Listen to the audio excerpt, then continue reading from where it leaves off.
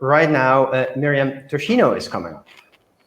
She's a coding Hello, teacher. Arno. She's a Hi, programmer, everyone. and she's a mom. And she's dedicated to making computers, well, more approachable, friendly even, and easy to understand. Not only to kids, but to, well, grown-ups. She even makes teaching approachable for grown-ups. Thank you for introducing me to Teaching Miriam. She's the author of Zerus Ona A, a book series that teaches young children about the digital world without the need for a screen. Hello, Arno. Hello, everyone. Hello. Thank you. And thank you to all the organizers for Noruko for having me today. I'm so happy to be here with you. Thank you very much. Go for it. Hello, everyone, and thank you all of you as well for being on the other side today. My name is Miriam Tosino, and I am a software developer, a programming teacher, and author of Zerus Ona A. It is a book series that teaches young children about the digital world to get them excited about technology without the need for a screen and through the power of books. The inspiration for this book series came 3 years ago when I had my son, and I started thinking about the way in which I'd like to introduce him to the world of computers. One day, sitting in the living room, very late at night because our baby didn't sleep much, my husband and I, he works also in the tech industry, started saying, wouldn't it be cool if we read him stories happening inside a computer? About how computers do math or graphics or how the internet works? And what if they were told by a 0 and a 1? These are Zerus Ona, and they live inside your computer together with millions of other zeros and ones. It is the binary world. Now, I'm going to take it all the way back when I was a young kid, because actually, I haven't always been this passionate about computers. In fact, my dad always wanted me to go into computer science, but as a child, I thought computers were so gray and so boring, and I wanted to do something creative and something colorful and something that helped other people around me. So instead, I went to college and studied architecture. I worked as an architect for several years in different countries around Europe. And it wasn't until I met my husband, so my boyfriend at the time, that things started to shift for me. He is a game programmer and he loves his work. So very soon we started having conversations about programming and coding and very geeky stuff. And I especially remember one time that we were, I think it was also very late at night, talking about the difference between inheritance and composition. And I remember myself just loving all those design patterns conversations.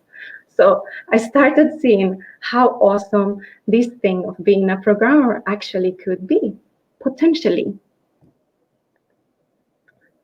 It was during the summer of 2013, after some time living together, that I finally decided to quit my job as an architect, and I stayed at home for 6 months, teaching myself how to code through online courses. And yes, I've tried them all.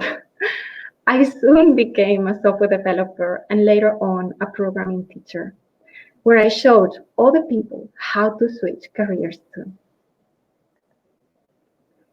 It took me 29 years to find the creative, the colorful, and the human side of technology. And I don't want the same thing to happen to today's children. This is what happened some weeks ago. I attended a conference in the UK, the We Are Tech Women Conference. And in one of the chat rooms, this dad reached out to me. I have a 6-year-old girl who I love to get more into STEM, which stands for science, technology, engineering, and math.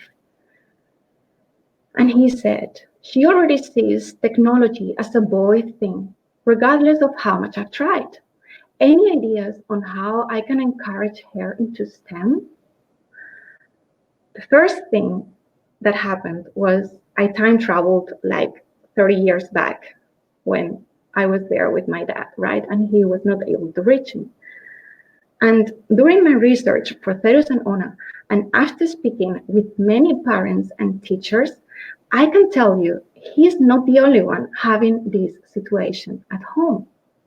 It seems that still many girls see computers the way I did, as if they weren't for them. And with Zerus Ona A, I want to intervene and save those girls. They are a tool that my dad didn't have years back when I was a child. This girl here, she's 4. And during one of our last events, I started reading together. I started reading with her Zerus Gets a Virus, which is the first book in the series. And suddenly, she went on alone and she started telling me all she knew about Trojans, worms, and bots, and how they might have infected Zerus, and all the things they were trying to do. They were doing trying to cure him. And I was so surprised. And then talking with her parents, it turns out that she likes to read the book several times in the week. But my books aren't just for girls. It is important that we reach out to boys too. That's why I chose 2 characters for my series, a 0 and a 1, a boy and a girl, to reflect an equal relationship between them, to model collaboration and how to deal with computers together, for both girls and boys to identify with the characters.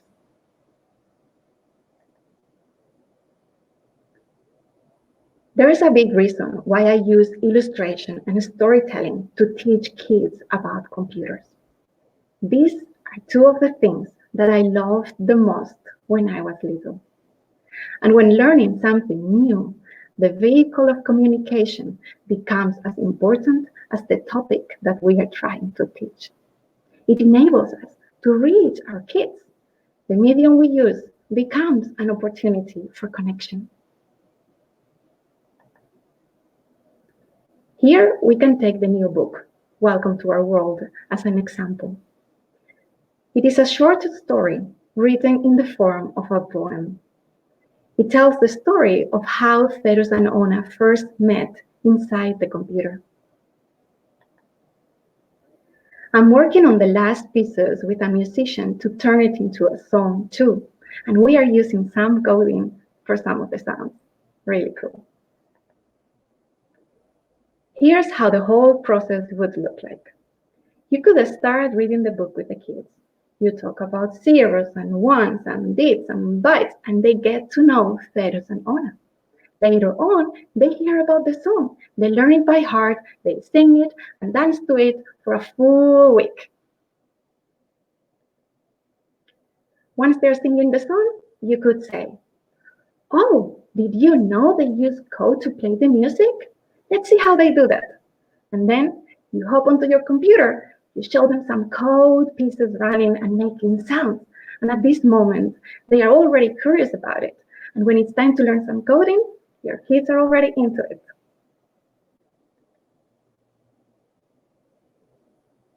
Not every child needs to become a programmer, but they need to know that understanding computers and how they work will give them superpowers. It will become an important part of their toolkit to express themselves and create their own world in whatever way they choose. And here I want to tell you my personal experience. You could say that Zerus and Ona bring together what I've been learning during the past 20 years of my life: the architecture, the programming, and the teaching. And I love that. But here's the thing. If you'd guess to ask me which of these 3 things gave me the biggest confidence to move forward with the project, 100% it was my ability to code. Knowing that I was going to be able to build my own website, setting up the shop, the domain hosting, the email hosting, customizing liquid templates, gathering all those data from those products and putting it where I wanted, and everything that's to come in the future, knowing that I could take care of all of that by myself, it was such a boost. I bet you know what I'm talking about. And I think in this case, it gave me the mind space that I needed to be able to focus on the drawing, the color, and the stories. That's why I believe that it is important now more than ever that we come up with fresh, exciting, and innovative ways to introduce the world of computers to our kids, to reach as many of them as we can. And for that, we need to make computers more approachable, friendly, and easy to understand. This picture here, it's a whiteboard from one of my classes. This is how my students learned about Rails. From my days as a teacher, I learned the importance of stories, especially when we are learning something new. And that's why during my classes, we talked about code as much as we coded. If you talk with some of my students, they can tell you how I very often say, close your laptops, it's time to talk. And I saw again and again how they normally felt more confident after they heard my stories about RESTful APIs, models, views, and controllers. And so with Zerus Ona, I thought about how I could bring some of those elements that I learned in my teaching into people's homes and help parents open up the conversation around tech. And for that, next to the book series, I created the ABC of Computers. It is a free newsletter to help you create your own collection of computer stories to tell at home. All the episodes are also on the website, and you can check them out at zerusona.com/abc. All the episodes follow a similar structure. First, we start with something that's already familiar for the children, something from the world, something that they can relate to. In the example of what is the RAM, you could ask them to imagine how would it look like to live without memory. How awful would that be, right? And then you'd say, okay, so computers are just the same. They need a way to remember information, and the RAM helps them to do that. Then you're ready to dive deeper with them and learn something new. In this example, they learned how the RAM stores bits and bytes, and they'll hear for the first time about megas and gigas. After that, there's always some computer science history. I like to showcase the people and the ideas behind computer science, so we make computers more human and relatable. Last, it's exploration time. I always include unplugged activities to take all those learnings off the screen. Sometimes there are illustrations to color, like this one, the CPU map, or crosswords, like this one, the crosswords of Zerus Gets a Virus, the first book, to see again some of the words that they learned with the book. And of course, I needed to have cutouts, because if you've ever had a 3-year-old in the house, you already know that their life is way more fun if they have a pair of scissors in their hands. This is what happens when you give those to them. I also ask them normally to create their own stories. And this boy here, he says he's writing the book number 2 of Zerus Ona.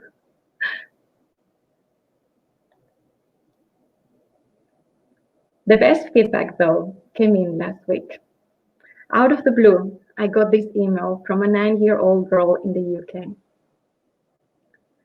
Hi, I love all your stuff. Zerus Ona are so cute. I've colored the CPU map and cut out my Zerus Ona bits, and I'm making them a CPU home to live in. My brother gets your emails and he forwards them to me. Bye. I asked her if she could send over some pictures because I didn't want to miss that. And look at this. She'd color her CPU map. She'd made them a Lego home. And look what she did with those cutouts. I think this is amazing. And especially when I think back that day with our newborn in the living room, and I had my first thought for Zerus Ona.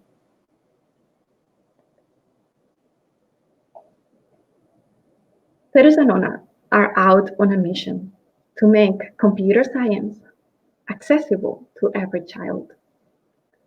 If you want to join, these are some of the things that you can do. You can sign up for the ABC of Computers newsletter and start creating your own arsenal of stories to tell at home, week by week.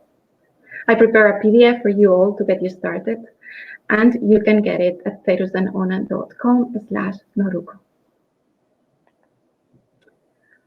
Also, you can already get Zerus Gets a Virus, the first book in the series. The paperback is already on Amazon. You just need to search for Zerus Ona. And this book, they normally ask, what is the age range? And I can tell you, I have readers from 3 years old until 11, 12, 13, and onwards. Because with the little ones, you can focus on the pictures and the illustrations and the characters. And it comes with a parent guide and a glossary that it turns out it's also for bigger ages. And I have readers reading it by themselves. It is already available in 4 languages: English, Dutch, German, and Spanish. And then the new book, Welcome to Our World. If you'd ask me, I'd tell you this is the book that I wish that I'd love to see in every preschool. But I can't say that because I got so many grown-ups liking it already. And here I want to tell you a story that happened in one of the last conferences that I attended before we were all locked down. And I was signing books. And then I normally, when I sign books, I ask, what's the name of the child, right? And then what's the name of the child? And then I get this one person, and then I ask him, what is the name of the child? And he looks at me like, he said, like, there's no child. And he said, like, no. So like, okay, I'll sign it for you. Yes. So if you're one of those, you're not alone. And I also still get children's books for myself. And this wasn't planned at all. But yesterday, I got the first pictures of the advanced cover from the printer. And I said, I need to share this with Noruko. So here are some pictures. As you'll see, it is a board book, so your kids doesn't tear the pages apart. I've been there.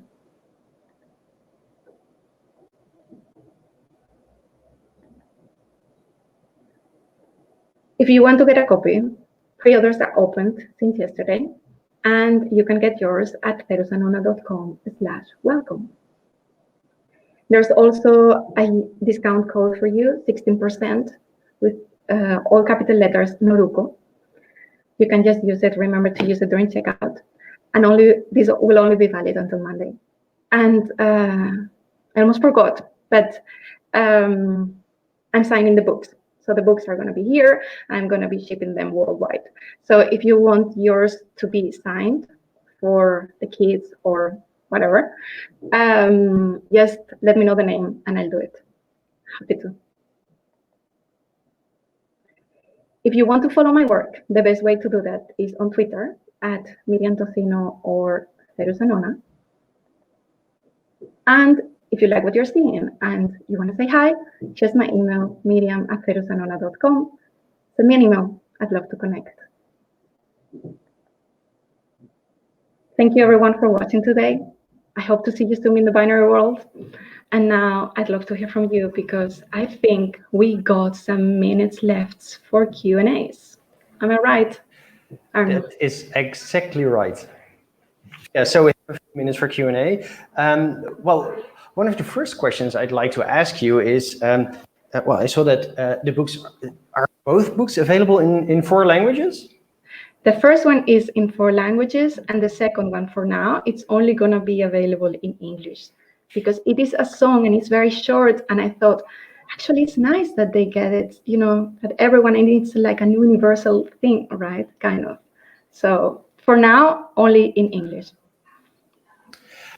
Let me ask you a question, because you, well, are obviously very proud of the book, of the books, especially now that you just got news that, well, what the preprint will look like.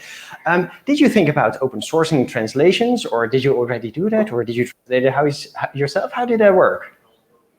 For the first one, I got translators, freelancers for the different versions of the book. And it was a very nice experience because I got connected with a lot of people, and I got a lot of beta readers in the different countries.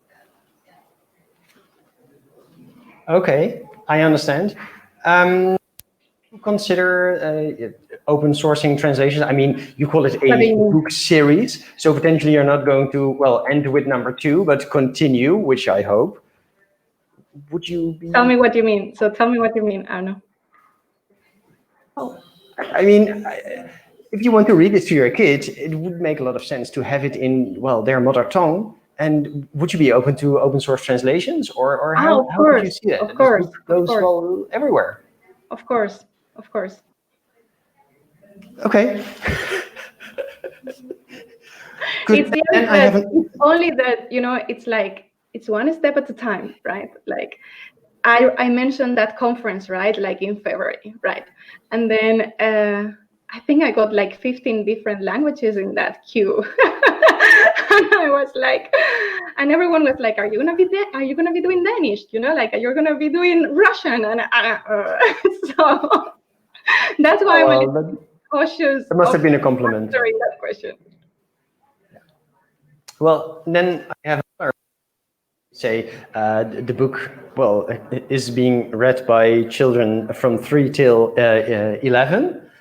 Now, I know that you have a 3-year-old yourself. That means that the first book has been written while you had a baby or potentially a toddler around. How do you write a book with a toddler around? That's a very good question. It was a very chaotic process, to say the least. And I now see it was like it came in phases, right? Because of course, from the moment that I had that idea, right? In the beginning, the project was like a hobby kind of thing, right? Like, and also in the beginning, you know, there was this idea in the back of my mind that was like, Miriam, you're just drawing zeros and ones, you know, what are you doing? You know, and I actually spent a lot of time to find the right anatomy of a 0 and the right anatomy of a 1 and be happy with it, you know, because I'm spending a lot of time with them. So that was first. So the first phase, I think it all started, he was 6 months old and I was at home with him. And then I would only draw during nap times. I was also so sleep deprived, you know, and then naps were very small and I needed something to actually, you know, get along with the days. And I started the 100-day project, 100 days of Zerus Ona A, and that's got me going. And then after the 100 days project, I did 64 or so. I was talking with my husband, with Jose, and then we were saying, look, I was telling him, this is getting serious, you know, I really want to do this, you know, like, and I cannot do it during nap times, you know, we need to find another way. And then that's the moment when we decided, okay, half of the week he's gonna go to work a little bit later. I'm gonna wake up at 6:30 very early. I'm gonna slowly close the door of the house, get out of the house, go to a coffee company there in Amsterdam next to his work. And then I was working there for 3 hours in the morning. And then again, during the nap time in the afternoon. So it was this process of, okay, 2 hours here, 3 hours there, until finally the first book got published. And now I have a little bit more time. So for the second one, I've been a little bit more flexible. And yeah, especially the last months, it's been very, yeah, I got some more focus to work on it. But I yeah, quite a can process. relate to that. Yeah, Sorry, can you repeat? yeah, it's not easy. Yeah, it's been quite a process, I was saying. Yeah, yeah, but well, I have a kid that is just a bit older than yours, so I can relate to the fact that you will get a bit more time. Also, I don't think that, I mean, that you write a book doing this is very special, but I don't think it's very special that you have a kid and you get around to drawing ones and zeros and nothing more. That's a thing I can wholeheartedly agree to that. Well, I want to thank you very much for your enlightening us on, well, how this trajectory has been for you. Thank you, everyone. And also, well, that's actually the last 3 years of you just writing these books was just in preparation of complete social isolation for you, but now you can't visit coffee shops at all anymore. So, well, I'm happy to know that you're well trained for the current situation. Yes. And let's say that I hope to see you at Euruco 2021. Thank you so much. I know.